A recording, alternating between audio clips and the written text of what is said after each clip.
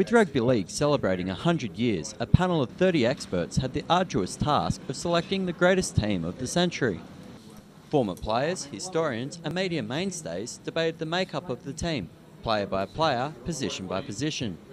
The actual voting was extremely difficult because there are so many great players across a lot of eras and they all can't get in.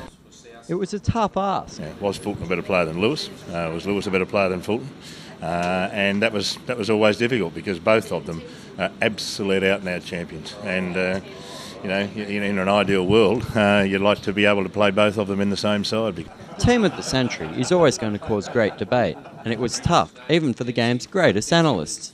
I didn't see Churchill play, but I played with Langlands. I played against Fulton, so it was extremely difficult for me because you know. You can only go on what everyone tells you about players of the past, but if you've got a personal view from your own experience, it makes it hard.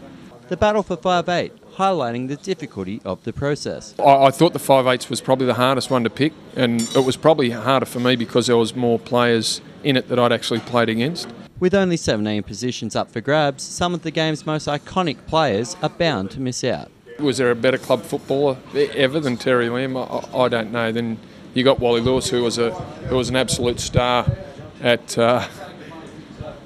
State of Origin level. Then you had Laurie Daly, who was Canberra's mainstay for so many years, and they were so talented. And there honestly was a split hair between them. So I found that 5'8" was probably one of the harder ones to come up with an answer.